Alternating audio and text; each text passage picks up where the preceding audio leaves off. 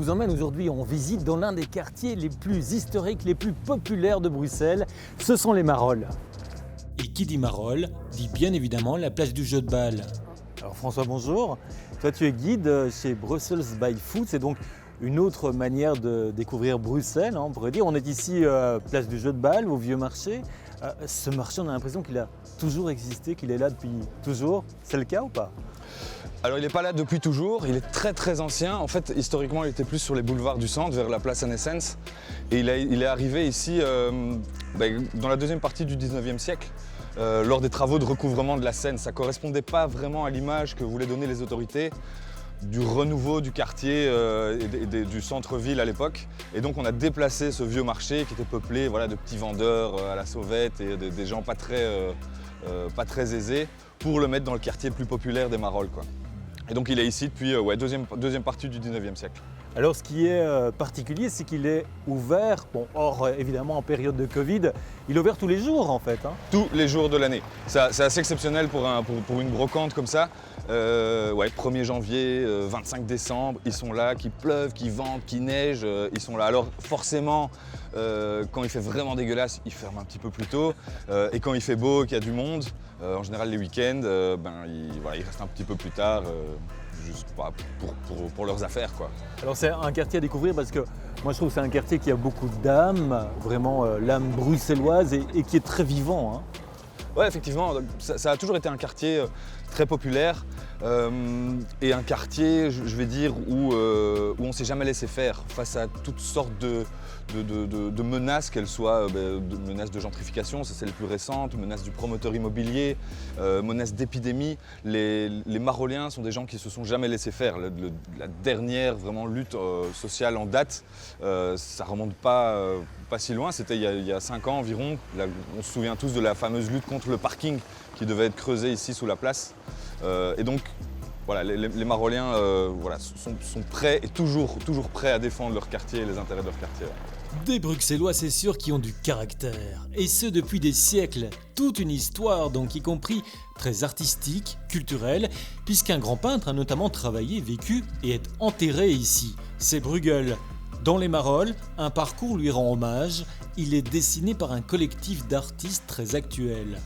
Alors Stéphanie, bonjour, vous êtes guide. Alors on va voir avec vous, on va découvrir avec vous toute une série d'œuvres d'art, de street art autour de Bruegel. Ce sont les 450 ans de sa mort, c'est bien ça ? Tout à fait, il est mort en 1569.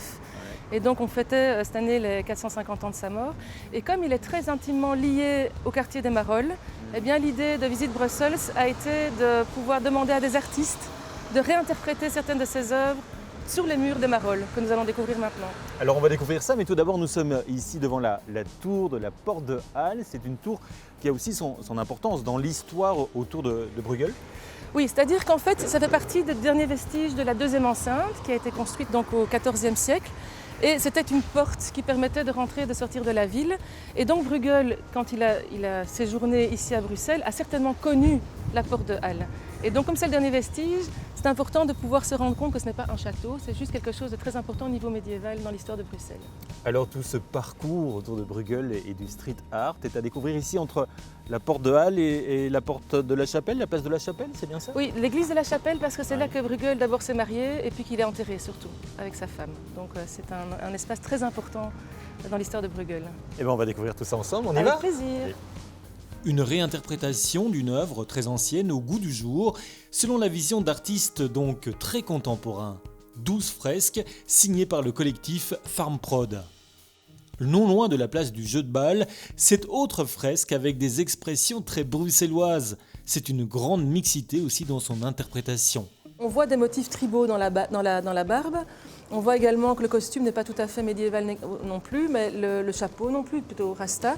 Et derrière, il y a toute une série de mots, goulaf, alvenalve, jatte, etc., qui sont des mots typiquement bruxellois. C'est tout à fait ça. Et pourquoi est-ce qu'il a fait ça ? Parce que Bruegel a beaucoup travaillé aussi dans ses gravures et dans ses peintures sur des proverbes. Et donc il a réinterprété de cette manière-là le langage bruxellois, le bruxellaire, le marollien même, parce qu'on est vraiment dans le cœur de la Marolles. Et donc ici on est tout à fait là-dedans et c'est une belle manière, un beau clin d'œil, je trouve, à l'univers de Bruegel. Alors le parcours se poursuit dans les Marolles ? Exactement, oui, allons-y. autant d'œuvres pleines de surprises, un arrêt s'impose aussi devant la maison où Bruegel a travaillé. Donc évidemment, si le parcours a lieu ici, se déroule ici dans les Marolles, c'est parce que Bruegel y a notamment vécu et on imagine dans cette maison-ci, c'est ça? Alors il n'y a pas de preuve réelle qu'il ait habité dans cette maison-ci. Par contre, on sait qu'il y a séjourné à un moment donné parce qu'une des peintures qu'il a réalisées, qui est la mort de la Vierge, représente une des pièces de cette maison-là. De même que dans le grenier, en fait, il y a une pièce qui est éclairée avec la lumière du nord, qui permettait donc aux artistes, aux peintres surtout, de pouvoir peindre avec la lumière réelle et non pas une lumière qui change avec le soleil.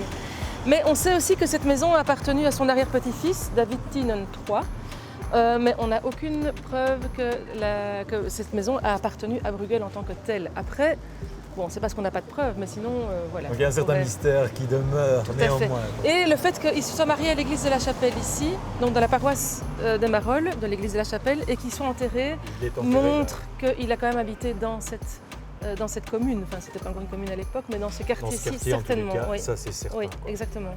Mais maintenant, on ne sait pas, alors on peut imaginer que oui. Tant qu'on n'a pas de preuves, on peut tout imaginer. C'est tout un parcours à vivre ici, dans ce cœur historique.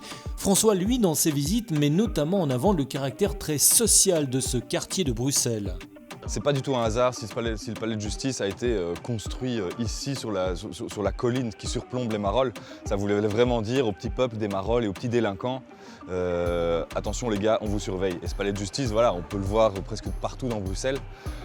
Et son côté écrasant et tout puissant en fait de la justice, quoi. Aujourd'hui, le quartier est aussi un lieu de balade idéal pour y manger local, de bonnes spécialités bruxelloises comme un stoum saucisse ou des chicons au gratin. Les boutiques tendances y jouxtent désormais les antiquaires qui regorgent de pièces historiques. Un quartier au final très séduisant. Ce qui fait son charme, c'est beaucoup de choses. C'est le mélange qu'on a déjà de classe sociale et de nationalité aussi. Les Marolles, c'est un des quartiers au monde avec, pour cette superficie, les plus diversifiés ethniquement au monde, quoi. On parle de plus de 110 nationalités qui sont représentées dans les Marolles. Donc juste rien qu'en buvant un café sur la place du jeu de balle, on peut entendre parler peut-être 10 langues en 20 minutes, quoi. C'est ça qui me plaît. Et c'est un mélange, en fait. Il y a certains endroits où quand on mélange des gens comme ça tellement différents, ça prend pas, ça marche pas. Dans le quartier, on sent que les gens vivent ensemble, travaillent ensemble, boivent des coups ensemble aussi, parce que c'est ça aussi les Marolles, c'est faire la fête, c'est les bons vivants. Et c'est tout ça, ça fait un tout. Et puis à ça, on ajoute un peu le caractère frondeur et la zouance bruxelloise. Et ça fait, ça fait des caractères et des personnages uniques, quoi. Entre art et histoire, vous l'avez vu, le quartier des Marolles a bien des trésors à nous révéler.